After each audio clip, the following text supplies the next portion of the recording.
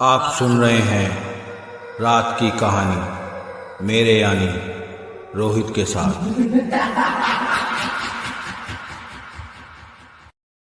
इस कर्ण पिशाचनी ने मेरे पूरे परिवार को मार दिया। इसने मेरी पूरी जिंदगी तबाह करके रख दी। काश मैं इसे अपने घर ना लाता तो ये मेरे परिवार को ना मारती। मेरे एक लालच की वजह से आज मैं ऐसे मुकाम पर आकर खड़ा हो चुका हूं जहां से चाहकर भी मैं वापस नहीं जा सकता। मेरा नाम राजू है। मेरी जिंदगी में एक हादसा हुआ जिसने मेरी पूरी जिंदगी बदल के रख दी। मैं ज्यादा पढ़ा लिखा नहीं हूं, इसलिए ही कार ड्राइविंग करने लगा था। मैं अभी किसी और की कार चलाता हूं, उसकी नौकरी करता हूं। मेरे घर में मेरे माता पिता और एक मैं ही हूं।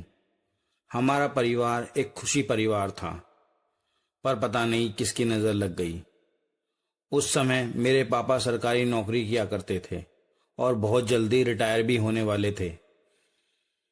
फिर वो समय आया जब मेरे पापा रिटायर हुए। मैं हमेशा से अपनी कार लेना चाहता था। जब पापा रिटायर हुए तो रिटायरमेंट का पैसा मिला और मैं उससे अपनी एक कार लेना चाहता था। तो मैं पापा से बोलने लगा, पापा मुझे एक कार चाहिए। अभी तो मैं किसी और की कार चलाता हूँ, पैसे भी कम आते हैं। जब अपनी चलाऊंगा तो ज़्यादा मुनाफा होगा और ज़्यादा पैसे आएंगे और इस बहाने मेरे पे अपनी कार भी आ जाएगी।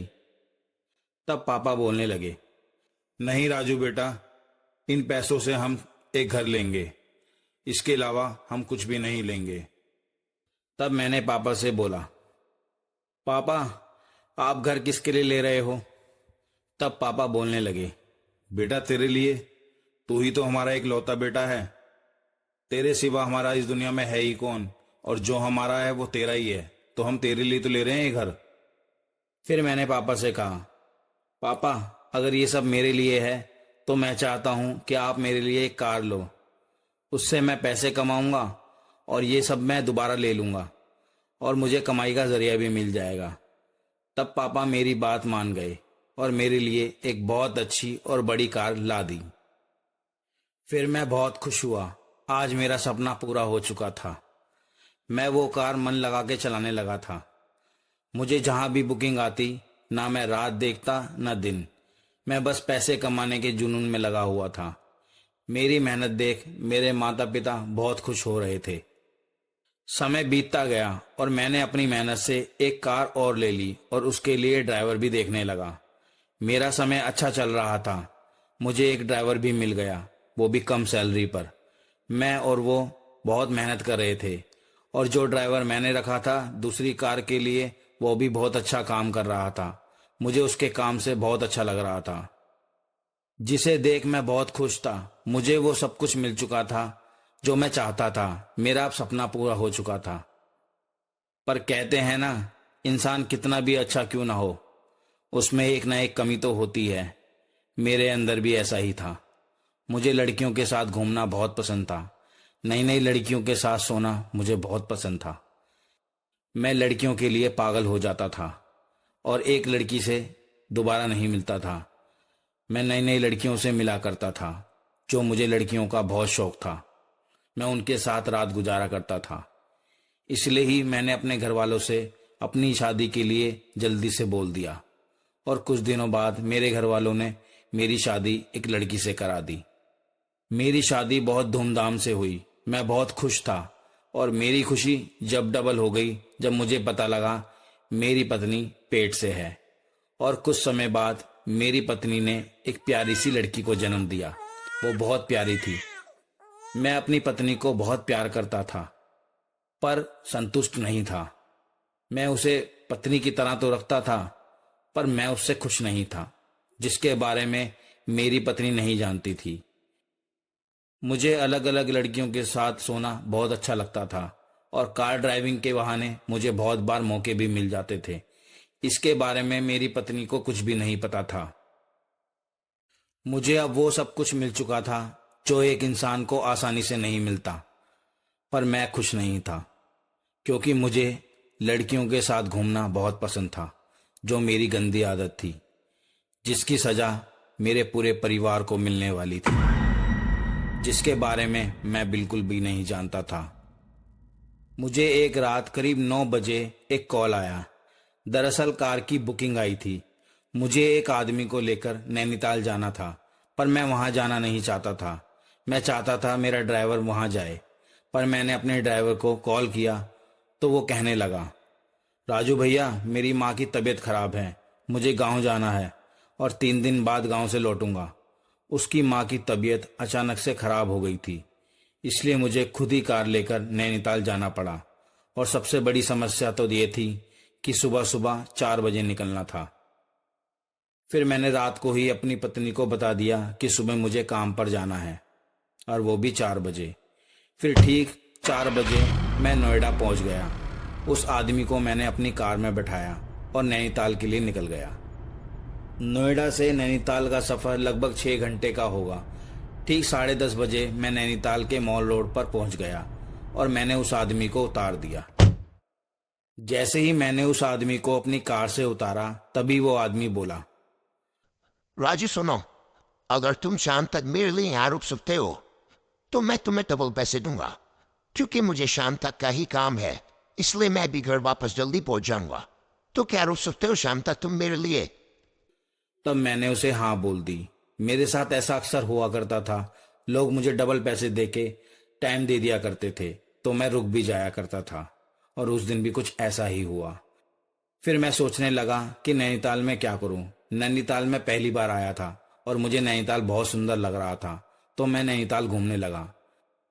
फिर मैं 2-2.5 घंटे नैनीताल घूमा और मैं घूमकर थक गया, तो मैंने अपनी गाड़ी एक ढाबे के पास लगाई और उसी में सो गया।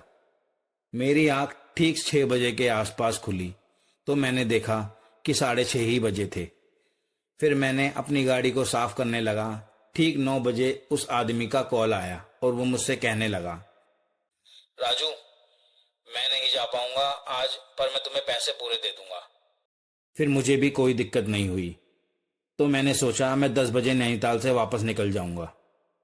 और मैं ठीक 10 बजे खाना खा के नैनीताल से नोएडा के लिए निकल गया। रात का समय था और नींद ना आए, इसलिए मैंने अपनी कार में बहुत तेज म्यूजिक चला रखा था।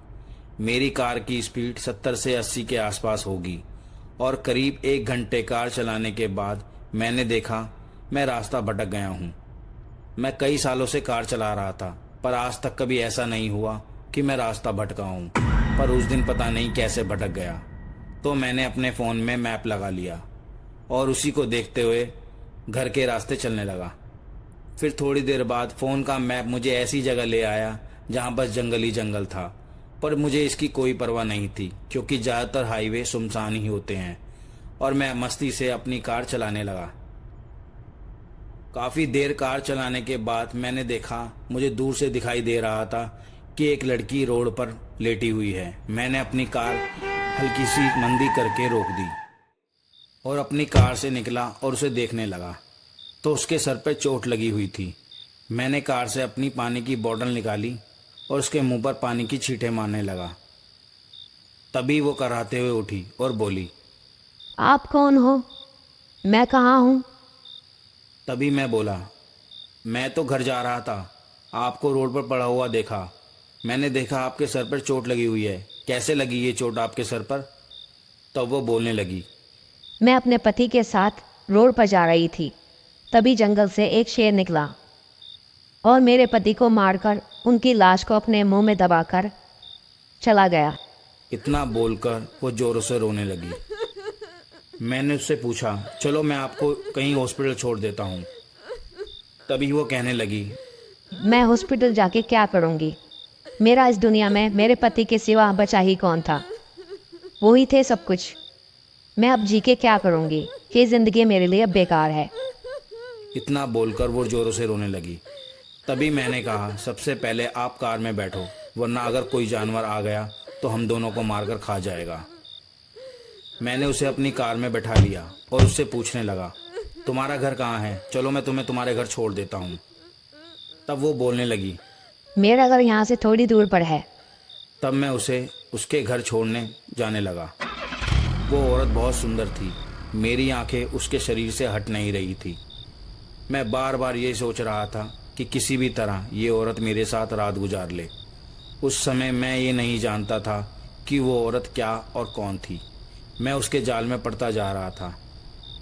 फिर मैं गाड़ी चलाने लगा और उसके बताए हुए रास्ते पर चलने लगा। तभी थोड़ी दूर बाद वो कहने लगी। गाड़ी रोक दो, मेरा घर आ गया है।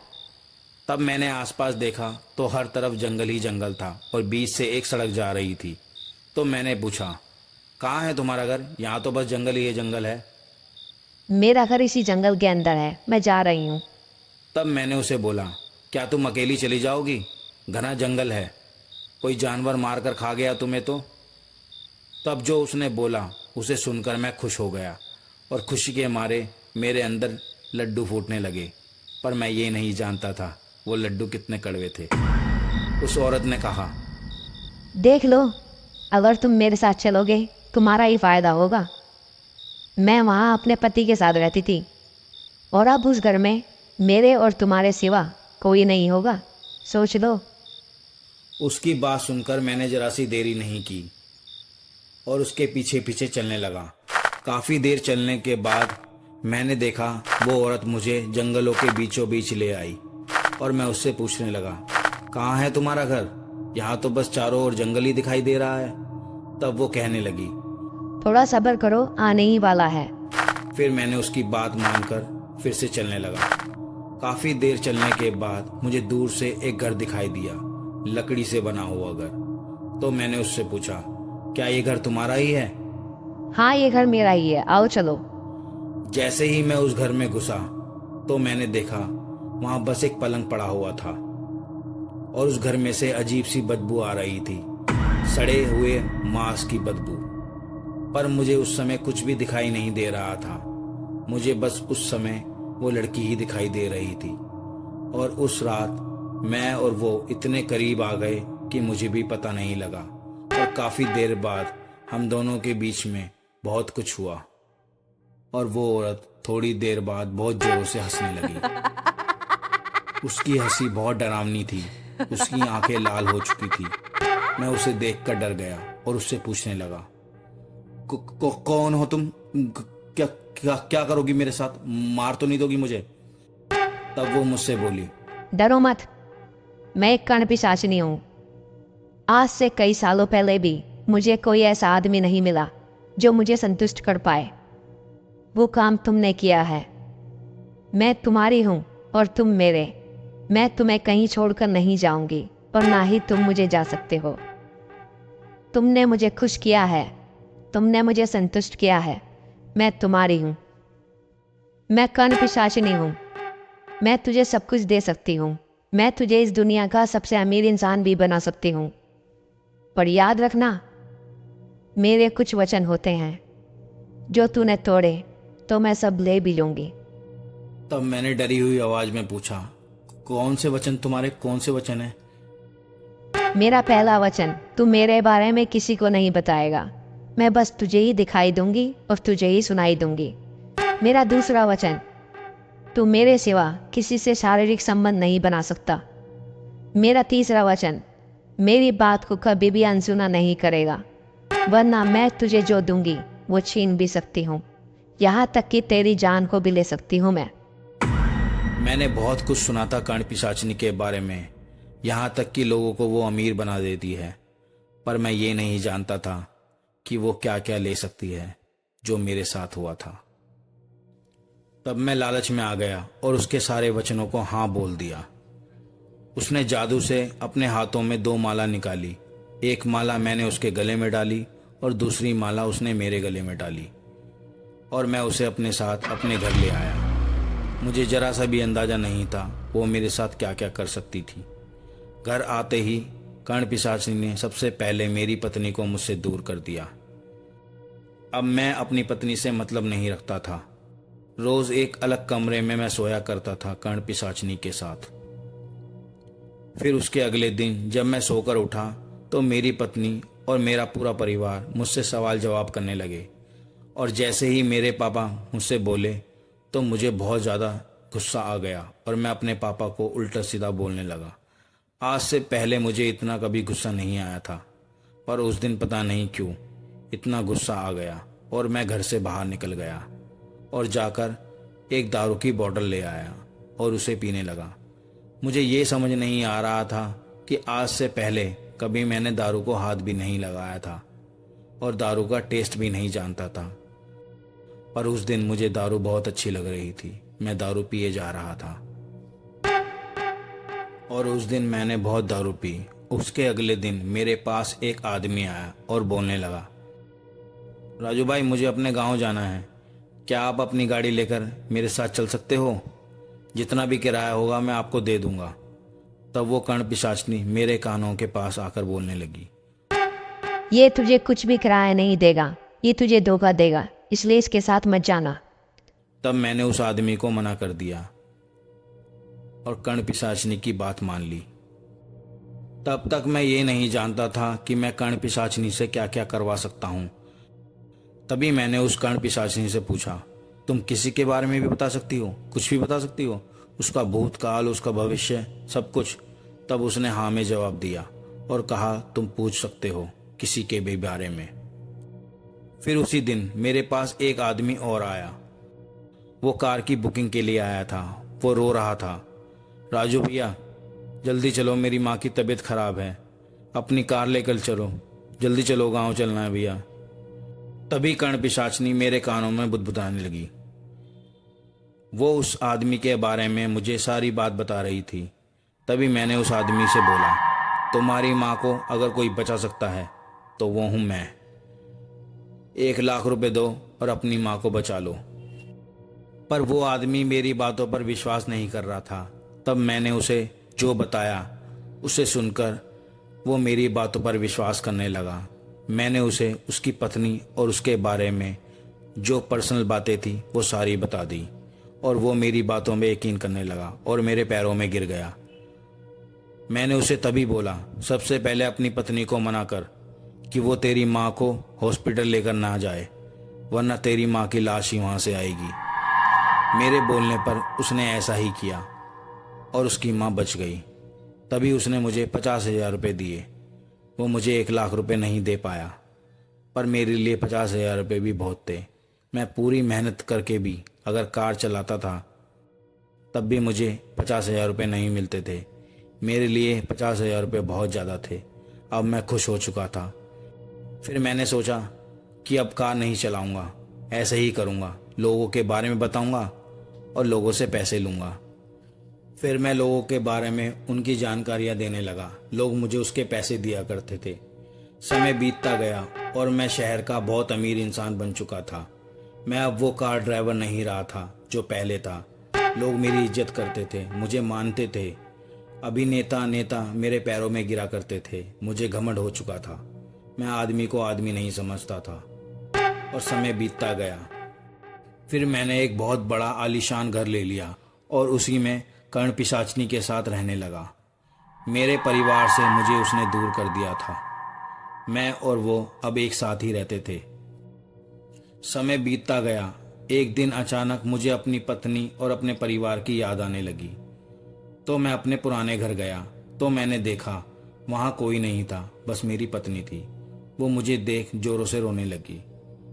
मैं उसको रोता हुआ देख नहीं पाया और उसके गले लग गया।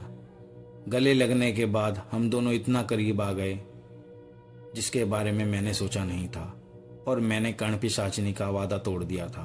मैंने उसका वचन तोड़ दिया था। मैं जानता था इसका परिणाम मुझे मिलने वाला है, यहाँ तक कि मेरे परिवार को भी मिलने वाला है।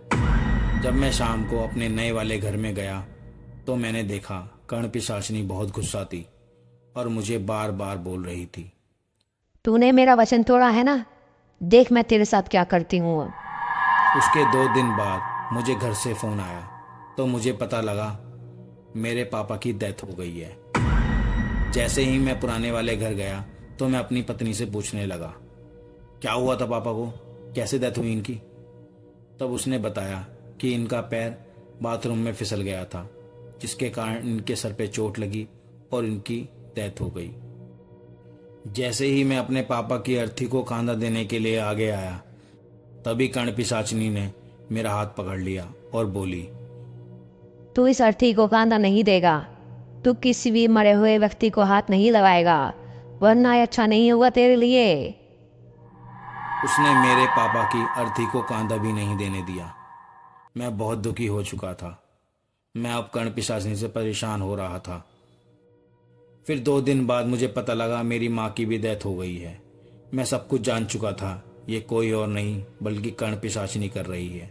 तभी मैंने उससे पूछा, सच सच बता, ये तू ही कर रही है ना? तब वो जोरों से हंसने लगी और बोली, हाँ मैं ही कर रही हूँ, अभी तो ये शुरुआत है। आगे आगे देख मैं क्या क्या करती हूँ तेरे साथ। तूने धोखा दिया है ना मुझे, मेरा वचन तोड़ा है ना, देख मैं क्या क्या करती हूँ तेरे साथ। अब वो कर्ण पिशाचिनी मेरे कंट्रोल में नहीं थी। अब वो जबरन मेरे साथ शारीरिक संबंध बनाती थी और हर समय मेरे कान में बोलती रहती थी। मैं अब उससे तंग आ चुका था, जिसकी वजह से ज़्यादा दारू पीने लगा था। मैं दिन रात दारू के नशे में रहता था और लोगों के बारे में नहीं बताता था उनको, इसलिए मेरा पैसा भी ख़त्म होता जा रहा था। मैंने कई बार अपने आप को मारने की भी कोशिश की, पर वो मुझे मरने भी नहीं दे रही थी। इन सब से तंग आकर मैंने अपनी पत्नी को एक मैसेज किया और उसमें उसे सब कुछ बता दिया, जो जो मेरे साथ हो रहा था और जो जो हुआ था। फिर मेरी पत्नी एक बाबा के पास गई। उस बाबा ने बताया, सबसे पहले राजू के कान में एक रुद्राक्ष डालना होगा, जिसकी वजह से उसे वो सुनाई नहीं देगी। और दूसरा, उस घर में भगवान विष्णु की मूर्ति को स्थापित करना होगा और उस मूर्ति के पास 7 दिन तक एक दिया जलाना होगा और 8वें दिन उस दिए को उस कर्ण पिशाचिनी के ऊपर फेंकना होगा, जिसके बाद वो मर जाएगी, वो भस्म हो जाएगी। मेरी पत्नी को उस बाबा ने यह तक बताया था कि कर्ण पिशाचिनी को वश में करना आसान नहीं होगा, उसे मारना आसान नहीं होगा। वो तुम दोनों को परेशान करने की कोशिश करेगी, तो उससे बच के रहना। मैं तुम्हें एक माला देता हूँ, उसे अपने गले में डालना, जिससे वो तुम्हें नुकसान नहीं पहुँचा पाएगी। इससे तुम बच जाओगी और अपने पति को भी बचा पाओगी। तब मेरी पत्नी ने घर में आकर विष्णु जी की मूर्ति को स्थापित किया और उस मूर्ति पर 7 दिन तक दिया जलाया। वो कर्ण पिशाचिनी हमें रोज परेशान करती थी, मुझे मारती थी, मेरी पत्नी को भी मारती थी। 8वें दिन जब मेरी पत्नी की पूजा समाप्त हुई तो उसने इशारों में मुझसे पूछा कि कर्ण पिशाचिनी कहाँ पर है। मैंने इशारों में ही उसे बताया कि मेरे सीधे हाथ की तरफ खड़ी है और मेरी पत्नी ने वो दिया उसी के ऊपर फेंक दिया और वो जलकर भस्म हो गई। मेरी पत्नी ने मुझे बचा लिया था। वो मुझसे बहुत प्यार करती थी और मुझे हमेशा के लिए उस पिशाचिनी से मुक्ति मिल गई। मेरी पत्नी का पतिव्रता प्रेम ने मुझे बचा लिया।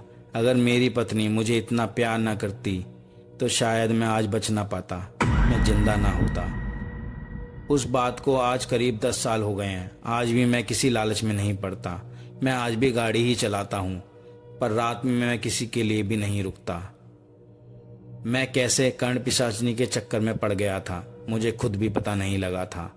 अगर मेरी पत्नी ना होती तो शायद मैं ना बच पाता, पर हमेशा आपके साथ ऐसा नहीं हो सकता, क्योंकि कर्ण पिशाचिनी बहुत खतरनाक है और मैं सबसे यही बोलना चाहता हूँ कि इन चीज़ों से दूर रहें।